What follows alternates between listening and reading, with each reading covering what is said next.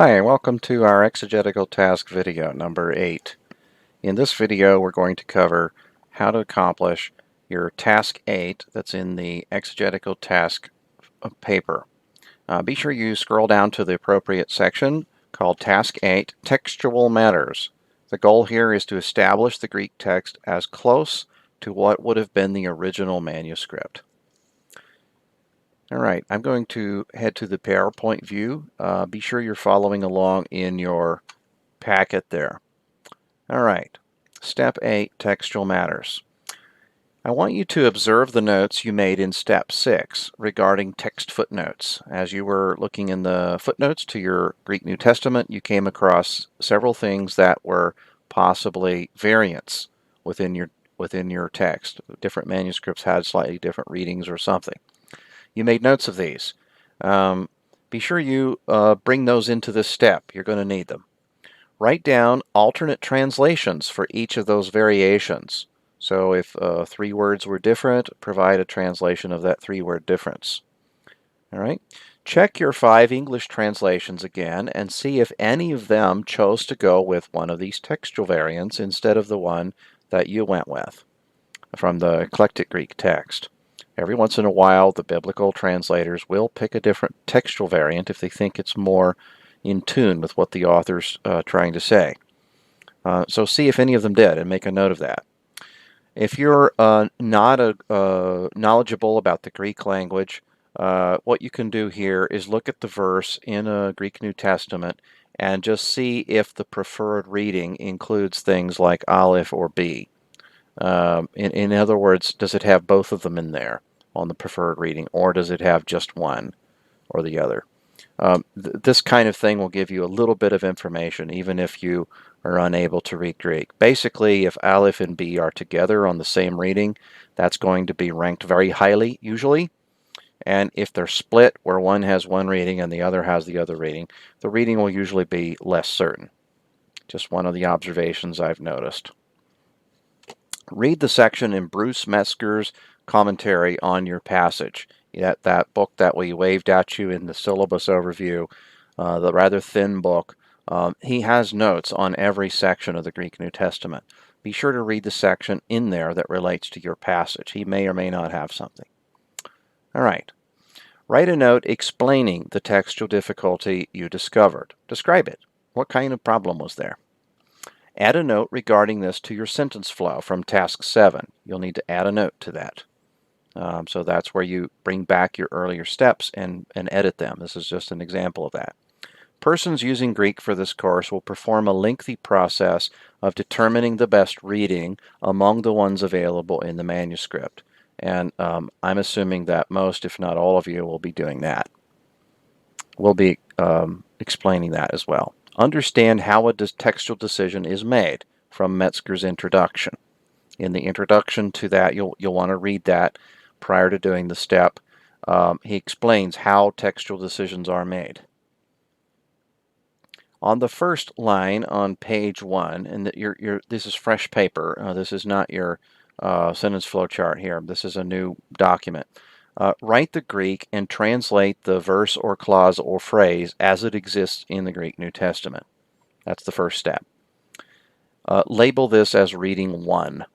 Then on separate pages, translate the same phrase with each variant listed in the footnotes. So you're going to have reading 1, reading 2, reading 3, until you have all of the translations of all the possible manuscripts on that variation.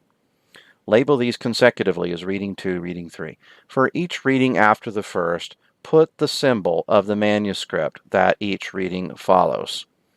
So the first one is the one in the eclectic Greek text, but on all the others, put on there something that points us to the manuscript that actually has that reading. Manuscript symbols are given their century in the Greek New Testament introduction. So go to the introduction section of your Greek New Testament to find these. Put this also, the date of the manuscript, next to its symbol on the page. This will help you make some decisions. Next to each manuscript symbol and date, write down the text family that manuscript belongs to.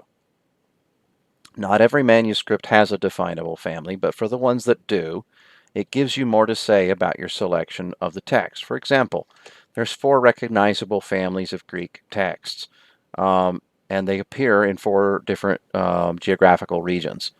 When your variation, when your reading exists in all 4 families somewhere, that's a strong indicator that that reading is old, prior to the division into those 4 families. If it's only available in one of those textual families, chances are it is a little bit later, and it's unique to texts that have come from that region. So that gives you sort of a way to gauge the reading. The manuscript family can be determined from Metzger's textual commentary. He explains how to divide them. All right, on a new page, analyze the situation that's on your separate pages. So you have a separate page for each variant, and then you have a summary page. This is the summary page. You analyze your situation, and you divide this analysis into 4 sections. What's the external evidence? This includes the text family, the dates of the manuscripts, and the quantity of them. What's the internal evidence? This includes things like, is the reading shorter? Is it harder? Does it explain the others? And is it characteristic of the author? And so these are things that are categorized as internal evidence. Then you're going to read Metzger. The confidence level, A, B, C, or D, is important here from Metzger. And then finally, your own conclusion, and then why you conclude that. So you give us some rationale there. Here's where you evaluate whether the external evidence and internal evidence agree with each other or contradict each other. It also is the place where you engage with Metzger, showing whether or not you disagree with Metzger. Don't forget to add a note about your evaluation on your sentence flow from Task 7. Here's an example from Luke. These are text types and witnesses. Notice the first thing here is Alexandrian. Alexandrian is one of the text families. All of the symbols and numbers here are related to that text family. As we move down to here, we have the next family, Caesarean. All of the symbols and manuscript numbers here are understood to be part of this family of texts. And so you have, and we're staying with the columns, Gospels and Acts, Gospels and Acts. And so since we're dealing with Luke, that's why both of these columns are important. If you're just dealing with a Gospel that's not Luke, you only worry about the one on the column on the left. All right, and Western texts. These are going to be those that are located near and around Rome or within the Latin influence. All right, so you have those texts. Then finally, Byzantine. These are usually located in and around Byzantium, North Turkey, maybe even Greece. But Turkey is the main area for many of these manuscripts. And so you have, and that's because these texts tend to agree with what we recognize as the Byzantine family. Even though A up there stands for Alexandria, Alexandrinus, it's from Alexandria, Egypt, it still for some reason agrees with the Byzantine family. Whereas Alexandrian doesn't have Alexandrinus. It has B, which is Sinaiticus. That's the one that was found in the monastery there at Mount Sinai. And then Aleph is in there too, which is Vaticanus. I actually got those two backwards. The Aleph is Sinaiticus and the B is Vaticanus. That one is found in Rome, but it's not a Western text. It's an Alexandrian text. So the name of the text doesn't tell you its family. You have to look at a chart like this to sort out what family the texts are in. And then it could be different for a gospel text than it is for a Pauline letter.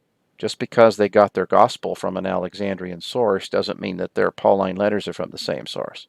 So you always have to look this up relevant to the book you're studying. So this one here gives you it for Gospels and Acts. All right. And things like Goth later versions, we're talking about Old Gothic. Sometimes Old Church Slavonic is in here. Later church fathers, their quotations of this verse are coming from a Byzantine source and so forth. All right, so here we have a breakdown. This would be a one-page, one of your first one-pagers on a variant. So Luke 11:2, we have the phrase pater as reading 1 and pater hemon as reading 2, along with the longer expression ho en tois uranois. Now, when we compare these, the manuscripts that support the different readings are mapped out. So for the first reading, we have an Alexandrine witness, a Caesarean witness, and a Western witness, but no Byzantine. All right, in the next reading, we have witnesses in all four families. So there's more widespread witness to the longer expression. And then when we get down to something being shorter, it's easy to identify number one is shorter. It's harder to say that either one's harder than the other. It's just one's shorter, one's longer. And one could explain the other, but it might be good to kind of give some rationale here as to why that explains the other. Because it's harder to, here's how you work this. It's harder to explain why Father of us who is among the heavens. It's harder to explain why that would have fell out of a text than why it might get added. That's why it's that's why number one can explain number two's existence. Maybe somebody wanted to give us some more robust information about the Father. And then using pater without a lot of flowery language after it is more characteristic of the author. And the way you do that is look at how many times Luke uses Father without modifying Father with a whole string. And then maybe you notice that pater in other places is modified heavily, but not in Luke. So you could say it's more characteristic of Luke. That one has to be done by just really looking over lots of data. And some of the tools that I've suggested to you can help. The introduction to the GNT or Metzger's commentary are helpful at identifying which one is more like the author. And so one has a big circle at the bottom. Whoever's working on this project circled number one because one was shorter. If something's shorter, it's usually more original. Not guaranteed to be, but usually. If something's harder, it's usually more original, because usually the tendency for a scribe is to smooth out grammar rather than to make it more difficult. And if one can explain the other, the one that explains the other is more likely the original. And if one is characteristic of the author, that's more likely to be original. So these are just probabilities, really. And the other thing, though, the one that has the widest attestation among the manuscripts is usually more likely to be original. So I would say based on that, 2 is more likely when we look at the fact that it's in all 4 families somewhere, whereas the other one's only in 3. There's different ways to look at this, but you can suggest one here based on the shorter, explain the other, characteristic of the author, and the fact that you've got second century witnesses. I think that's what no, I'm not 100% sure. That should be a second century witness. But this is why putting the date for the manuscripts along with here adds another level. You can see which one is more likely to be older if you have older manuscripts in some of those cells above, and you have later manuscripts in others. The older ones usually have preference. All right, let's take a look at another one. Here we have a place that had 3 readings. You have Loguntes by itself, Ainuntes by itself, and then both together. And look at the different manuscript readings. Which one is shorter? Either 1 or 2, not 3. And whoever worked on this forgot to put numbers on them. But the top one's 1, the middle one's 2, and the bottom one's 3. You can do separate pages for 1, 2, and 3, but your summary needs to address which one's better and why. So these are just kind of the workup prior to the write-up. That's what this is like. Well, the one that has Euloguntes by itself is apparent in 3 different text families. The one with both is apparent in 2 out of 4, and the one with Ainuntes by itself is only apparent in 1 text family. So that's not very likely to be the original here. The one that's more widely attested is more likely.